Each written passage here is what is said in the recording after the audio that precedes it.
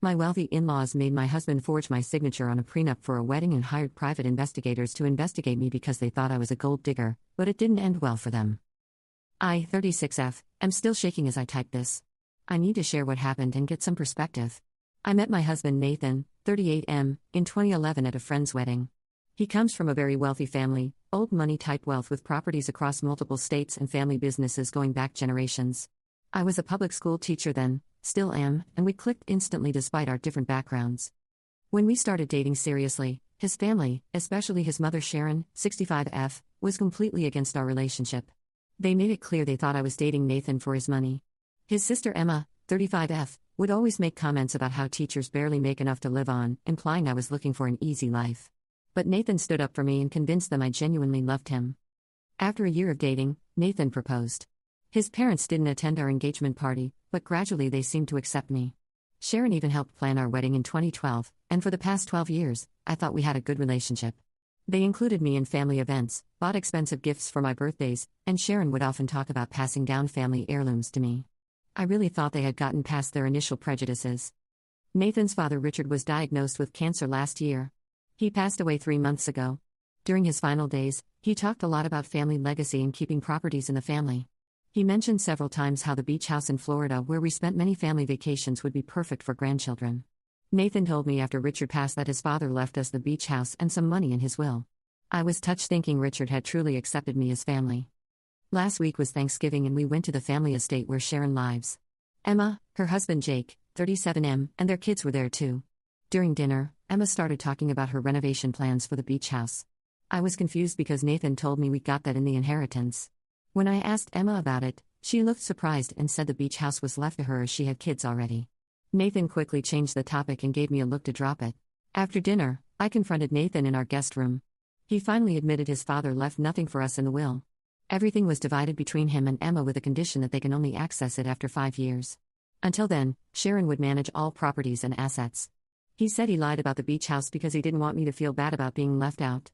When I asked why Richard left us nothing, Nathan hesitated before revealing that his father never fully trusted me.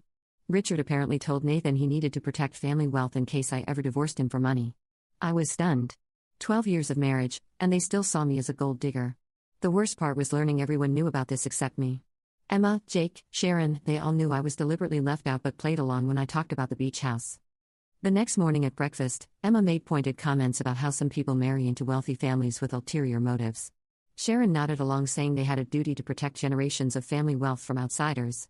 When Emma mentioned how lucky they were that Jake came from a similar wealthy background, I couldn't take it anymore. I left the table crying. Nathan followed me upstairs saying I was overreacting. He actually said this money belongs to my family. You shouldn't expect anything from them. Those words felt like a slap. After 12 years of marriage, he still saw it as his family's money and me as an outsider. I packed my bags despite Nathan trying to stop me. I drove straight to my sister's house 4 hours away. Nathan kept calling but I couldn't talk to him. Emma texted saying my dramatic exit when money was mentioned only proved they were right about me all along. Sharon called me ungrateful, saying I ruined Thanksgiving by making everything about myself. She said I should be thankful for the luxurious lifestyle they've given me. Nathan showed up at my sister's house yesterday. Instead of apologizing, he said I embarrassed him by walking out during a family dinner. He demanded I apologize to his family for ruining Thanksgiving and creating drama. When I refused, saying they were the ones who insulted me and lied to me, he got angry. He said I was proving his father right by making a big deal about the inheritance. He left after saying I needed to apologize if I wanted to move past this. I haven't replied to any of their messages since then. Emma keeps posting photos from Thanksgiving on Facebook talking about family unity and protecting what's ours. My sister thinks I should contact a lawyer as she doesn't trust how they handled the will. But I don't want them to think this is about money. I am hurt because after 12 years, countless family vacations, holidays spent together, taking care of Richard during his illness, they never saw me as family. Nathan lying to me instead of standing up for me makes it even worse. Was I wrong in walking out? Everyone is making me feel like I overreacted. Should I apologize just to keep peace in the family? I feel like my whole marriage was based on lies. Edit. Some comments ask why Nathan lied about the beach house instead of just telling me the truth. I think he knew I would be hurt knowing his family still distrusted me. But lying made everything worse. Edit 2. Thank you for all the supportive comments. To clarify, I never expected inheritance from my in-laws. I am hurt about being lied to and treated like an outsider after 12 years. Several people suggested checking our financial documents given Nathan's deception about the will. I will look into that. Update 1. First, I want to thank everyone who commented on my last post. Your support helped me see I wasn't overreacting. A lot has happened in the past 2 weeks, and unfortunately, things have gotten much worse. Following advice from several comments, I started going through our financial documents while staying at my sister's. What I discovered made me physically sick. For the past 5 years, Nathan had been transferring large sums of money, $5,000 to $8,000, every month from our joint account to his mother Sharon's account. These transfers started right after his father first got sick. When I confronted Nathan on the phone about these transfers, he brushed it off saying it was to help manage family properties and investments. I was furious because this money came from our joint account where both our salaries go. I contribute 40% of my teacher's salary to this account for our household expenses. We had an agreement that large expenses would be discussed together, but he never mentioned these transfers. Nathan's response was shocking. He said since his income as a corporate lawyer is 5 times mine, he has the right to decide what to do with the money. When I pointed out that we agreed to combine finances as equal partners regardless of income differences, he said I was being dramatic about family business matters. Things escalated on social media. Emma started posting cryptic Facebook messages about people who marry into wealthy families for money. One post said some people show their true colors when inheritance is mentioned. Nathan's cousins and aunts joined in, commenting things like that's why old money families should stick together and this is what happens when you marry outside your social circle.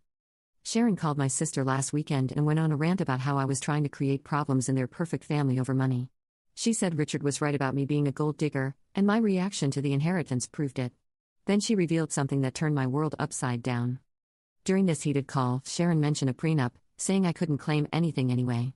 This was news to me. I never signed any prenup. When my sister told me this, I immediately called our family lawyer. He did some digging and confirmed that a prenuptial agreement exists, signed apparently by both Nathan and me early in our marriage. The prenup basically says I can't claim any of Nathan's inherited wealth or family assets. Here's the shocking part: I never signed this document. Nathan forged my signature. The lawyer said the signature looks similar to mine but has inconsistencies. He said we could challenge it, but it would be a long, expensive legal battle. I confronted Nathan about the forged prenup. After hours of back and forth, he finally broke down and admitted everything. His father made him sign the prenup right after our engagement. Richard was convinced I would divorce Nathan for money someday. Nathan said he forged my signature because he knew I would be hurt knowing his family insisted on a prenup. He claims he did it to protect our relationship. His family's reaction to this has been infuriating. They are now claiming I knew about the prenup all along and am pretending to be innocent. Emma told family friends that I agreed to the prenup before marriage but am now trying to contest it for money. Sharon is telling everyone I'm divorcing Nathan because I found out I can't get their money. After discovering all these lies, I told Nathan I wanted a separation. He finally admitted that his family had orchestrated everything from the beginning. The monthly transfers were going into a protection fund his father set up in case I tried to take their money in a divorce. Nathan said he loves me but can't go against his family's wishes about money matters as it would risk his inheritance. The character assassination has been brutal. Sharon called my school principal suggesting I was having mental health issues and shouldn't be teaching right now. Emma shared our personal issues in their extended family WhatsApp groups, painting me as a calculating gold digger who showed her true colors. My own friends from college are messaging me asking if I really married Nathan for money. I've moved into a small apartment while I figure things out. Nathan alternates between defending his actions and begging me to understand his position. He says 12 years of marriage shouldn't end over family financial matters. But how can I trust someone who lied about something as serious as forging my signature? The hardest part is realizing that the family I thought I had for 12 years never existed. They were always waiting for me to prove their prejudices right. Nathan chose to lie and deceive me rather than stand up to his family. Even now, he's more worried about losing his inheritance than losing me. I have a consultation with a divorce lawyer next week. I don't want their money, I just want out of this web of lies. But I worry they will try to destroy my reputation if I file for divorce. Edit. Several people asked about legal action regarding the forged prenup. My lawyer advised documenting everything but said pursuing forgery charges could complicate the divorce process. Right now I just want to get out of this marriage. Update 2. Thank you for all the support on my previous posts. A lot has happened, and I've discovered even more disturbing things about my marriage. I moved to my own apartment last week. While packing our home office, I found an old laptop of Nathan's. I probably wouldn't have looked through it, but I needed some tax documents we had stored on it. What I found instead was years of emails between Nathan and his father Richard that showed how deeply the deception went. The emails started from when we first began dating. Richard had laid out a detailed plan to test my intentions. Nathan was supposed to pretend he had less money than he actually did during our first year of dating. Richard wanted to see if I would lose interest when Nathan claimed his trust fund was much smaller than it actually was.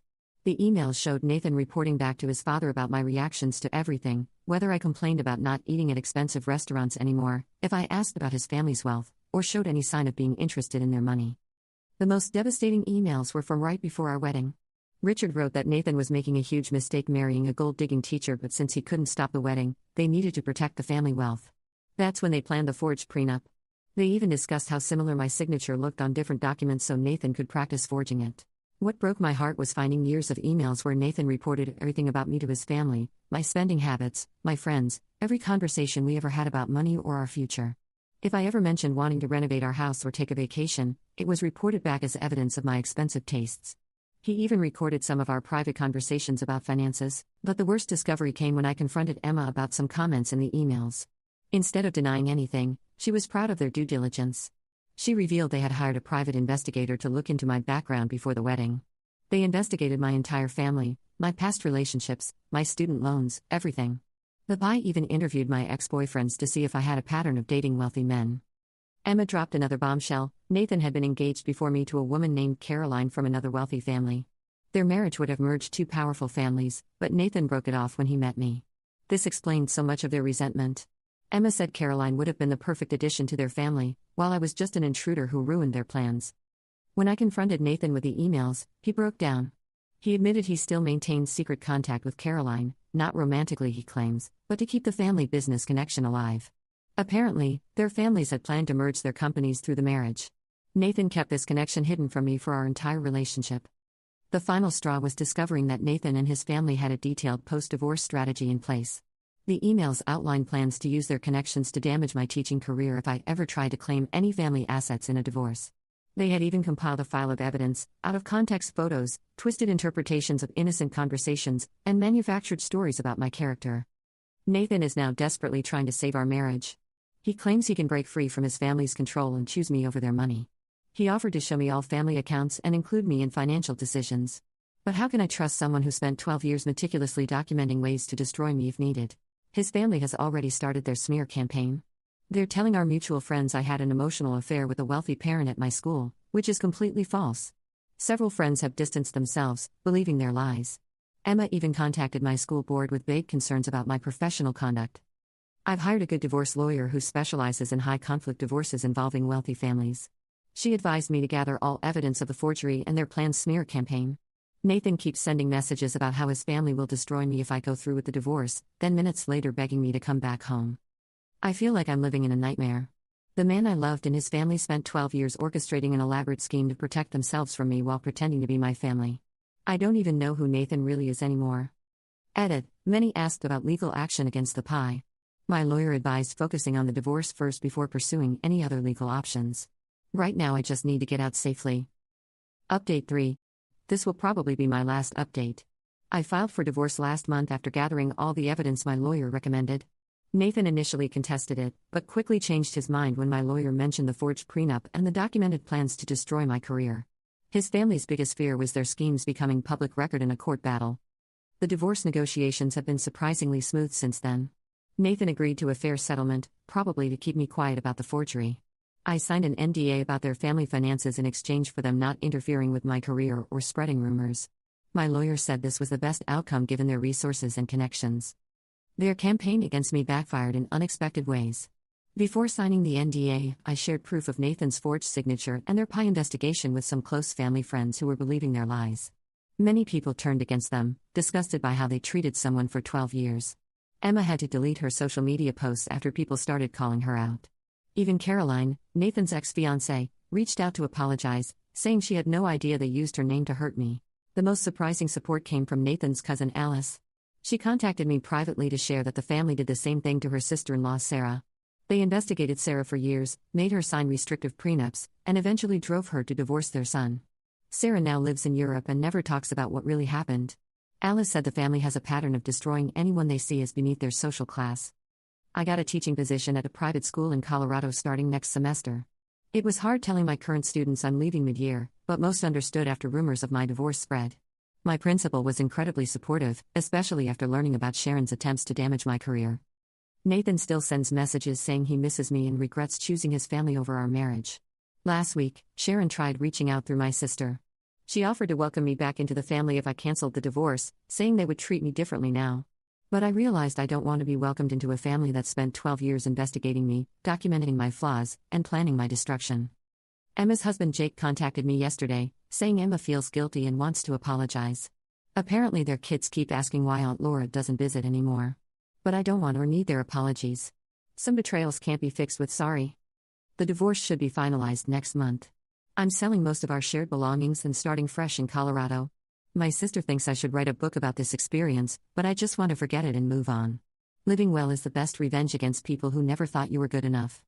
A few people asked about pressing charges for the forgery or suing them for defamation. Honestly, I just want to close this chapter of my life.